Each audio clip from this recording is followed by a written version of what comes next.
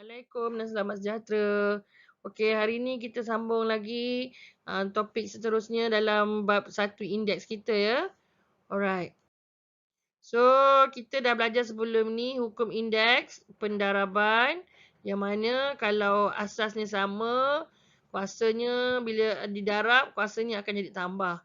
Kalau bahagi asas yang sama, kuasanya tu bila bahagi, kuasanya akan jadi tolak.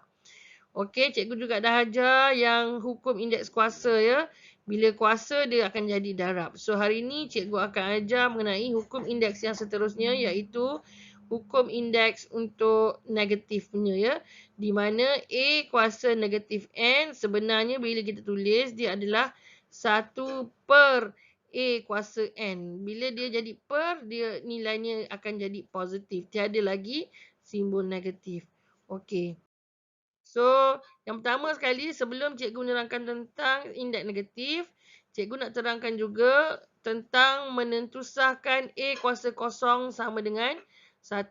Apa sahaja kuasa kosong, nilai dia mesti 1. Kalau awak tak percaya, awak tekan kalkulator awak 100 kuasa kosong. Apakah nilai yang akan terhasil pada skrin kalkulator awak? Mesti nilainya 1.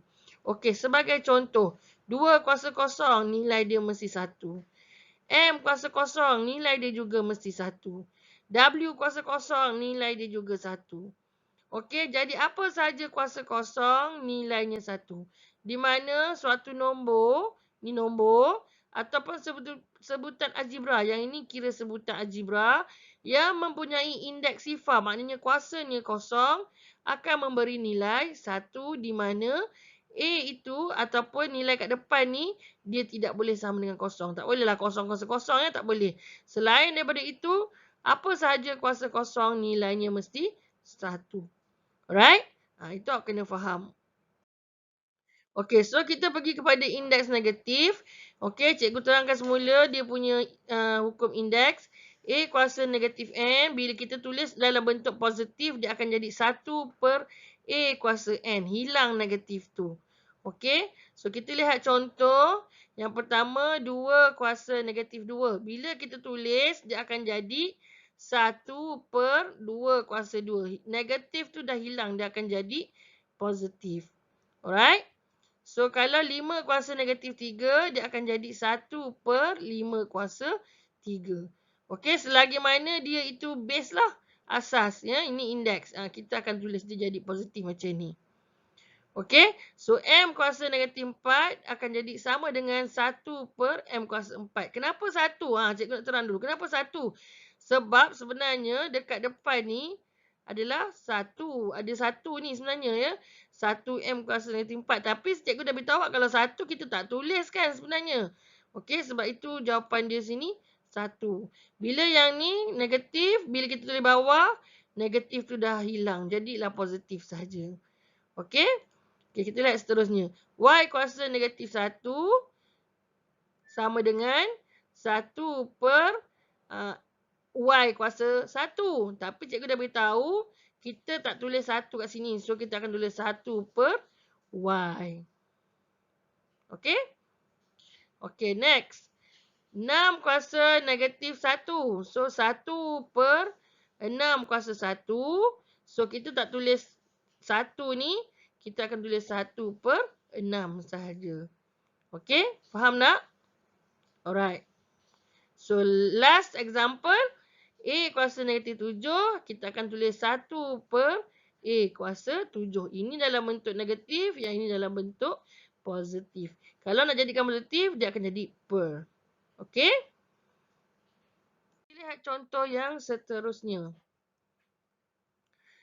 1 per 8 kuasa negatif 2. Okey, ini pecahan dia, indeks ni negatif tapi kat belah bawah pula. Jadi, bila kita tulis positif, dia akan jadi naik pula ke atas. Tadi, dia negatif macam ni kan, turun ke bawah. Sekarang, bila negatif kat bawah ni, dia akan naik balik ke atas. Dia akan jadi 8 kuasa 2. Dia akan jadi terbalik.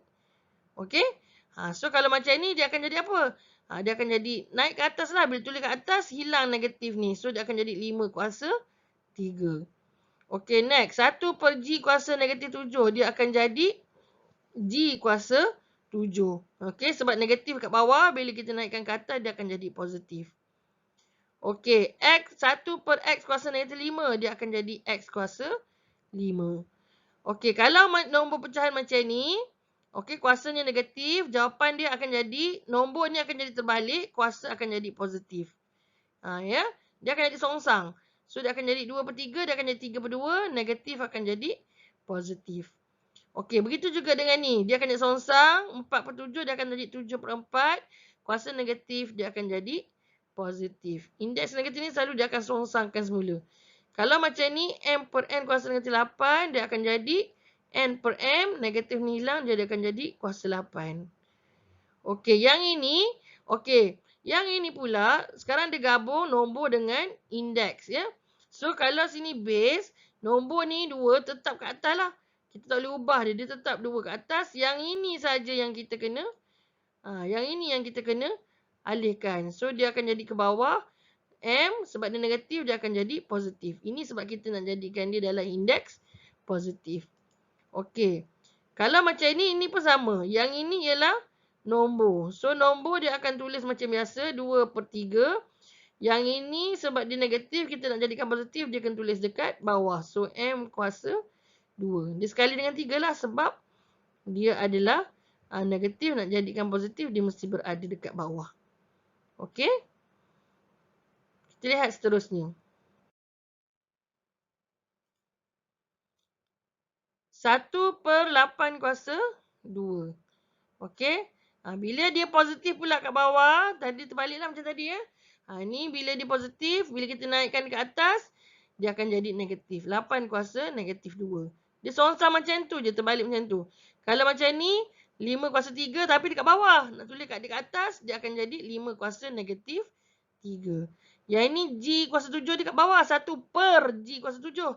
So, dia akan jadi G kuasa negatif 7. Yang ini 1 per X kuasa 5, dia akan jadi X kuasa negatif 5. Kalau kita tak nak tulis di dalam bentuk pecahan macam ni. Okey. Yang ini pun akan jadi songsang. 2 per 3 akan jadi 3 per 2. Kuasa positif akan jadi kuasa negatif. Okey. 4 per 7 akan jadi 7 per 4. Kuasa positif dia akan jadi kuasa negatif. Yang ini akan jadi M per N, akan jadi N per M.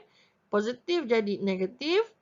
Yang ini dia akan jadi negatif sebab ni positif. So, dia akan jadi 1 per M kuasa negatif 2. Okey. Yang ini pun dia akan jadi kuasa negatif. So, tulis kat bawah 1 per negatif 5 kuasa negatif 2. Okey. Dia akan jadi songsang macam tu. Okey. Kita lihat soalan seterusnya. Permudahkan. Okey. Dia bagi satu soalan. 4 kuasa 2 kuasa 3 darab 4 kuasa 5 bahagi 4 kuasa 6 kuasa 2. So, yang pertama yang ini, kita kena, kuasa kita kena darab. Okey. So, kita akan dapat dia 4 kuasa 6. Okey. 4 kuasa 6. Yang ini kita tulis semula. Yang ini pun kita tulis semula. Okey. Yang ini pula kita dah darab yang tadi. Darab yang ni pula. Okey. So, 6 darab 2 dah jadi 12. So, 4 kuasa 6 darab 4 kuasa 5 bahagi 4 kuasa 12. Kita perhatikan kat sini. Ini base dia semua sama. 4, 4, 4. So, bila base dia semua sama, kita boleh gabungkan saja. Kita tulis 4. 6 darab dia akan jadi 4. Okey, ni sebenarnya cikgu tukar dulu ya. 4 kuasa 6 darab 4 kuasa 5 per ni dia bahagi. So, dekat sini kita nampak base dia semua sama. So, kita tahu bahawa base sama, tulis sekali saja. So, 6 darab dia akan jadi tambah. 6 tambah 5 bahagi dia akan jadi tolak. Tolak 12. So, 6 tambah 5, 11. 11 tolak 12 jadi negatif 1. So, ini nombor negatif. Kalau kita nak tuliskan dia dalam positif, jawapan dia ialah sama dengan 1 per 4 kuasa 1. Sebab ni negatif, bila tulis bawah dia jadi positif. Tapi cikgu dah beritahu kita tak nak ada 1. So, jawapan dia adalah 1 per 4. Okey, so cikgu harap kamu boleh faham. Buat latihan cikgu bagi. Tak faham nanti boleh WhatsApp dan tanya cikgu. Okey, bye. Assalamualaikum.